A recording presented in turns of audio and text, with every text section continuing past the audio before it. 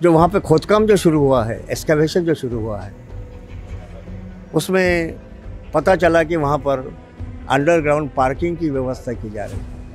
अब दीक्षा भूमि वैसे भी जगह पहले ही कम है।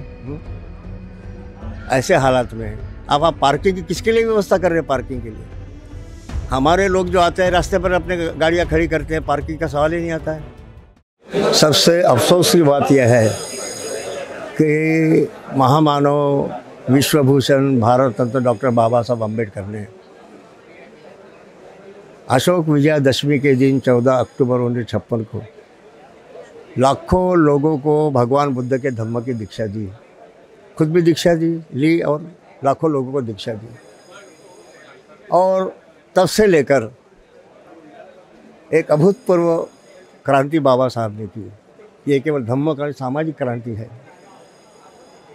अब देश के और दुनिया के तमाम बौद्धों के लिए, दलितों के लिए, शोषित पीड़ितों के लिए दीक्षा भूमि एक पवित्र स्थल है।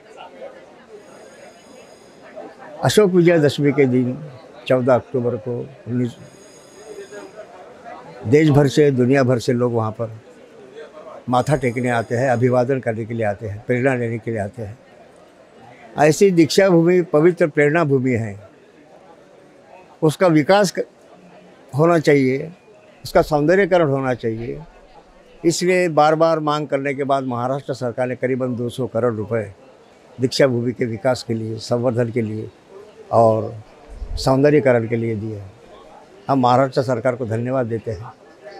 साथ में ये भी कहते हैं, और ये जिम्मा नागपुर सुधार प्रन्यास NMRDA कहे, अभी फिर हो गया NMRDA हो गया उसका,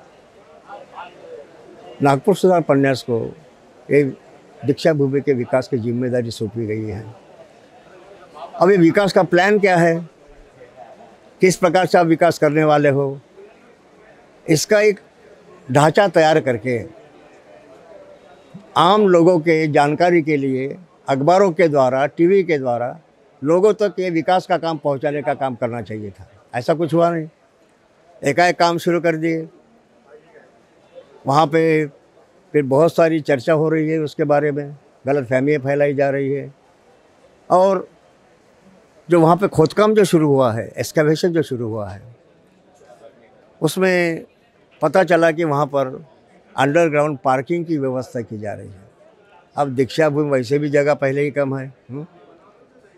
ऐसे हालात में अब आप पार्किंग की किसके लिए व्यवस्था कर रहे हैं? पार्किंग के लिए हमारे लोग जो आते हैं रास्ते पर अपने गाड़ियाँ खड़ी करते हैं, पार्किंग का सवाल ही नहीं आता है।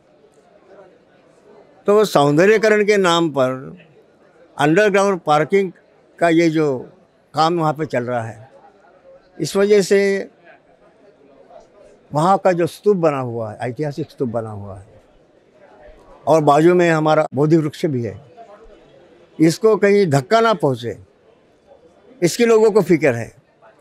वैसे भी अंडरग्राउंड पार्किंग की दीक्षा भूमि में कोई ज़रूरत नहीं है। कौन सा औचित्य मुझे बताइए ना। लेकिन फिर भी नागपुर सुधार प्रन्यास ने विकास के नाम पर ये जो तबाही मचा रखी है, इसके खिलाफ में काफ़ी असंतोष महाराष्ट्र के, देश के तमाम बौद्धों में है। इसलिए हमारी मांग ये है कि ये काम ताबड़तोड़ बंद होना चाहिए और सरकार ने उस पर ध्यान देना चाहिए, गंभीरता से लेना चाहिए। और जो विकास का आराखड़ा सरकार ने बनाया, NIT ने बनाया, सरकार के माध्यम से बनाया है, इसको लोगों तक पहुंचाना चाहिए। हम विकास करें, क्या कर रहे हैं वहाँ पर? अखबारों के द्वारा एडवर्टीजमेंट देकर, प्रेस कॉन्फ्रेंस लेकर, इलेक्ट्रॉनिक मीडिया है, इसके द्वारा वहाँ पे सरकार के विकास की कौन कौन सी योजनाएं हैं, ये आम लोगों तक पहुँचाने की ज़रूरत थी। वो कुछ नहीं किया, खोदकाम शुरू कर दिए। बात चल रही है अंडरग्राउंड पार्किंग की बात। दीक्षा भूमि में अंडरग्राउंड पार्किंग की ज़रूरत क्या है, मुझे बताइए ना। और इसीलिए काफ़ी असंतोष महाराष्ट्र के, देश के बौद्धों में बहुत असंतोष फैला हुआ है।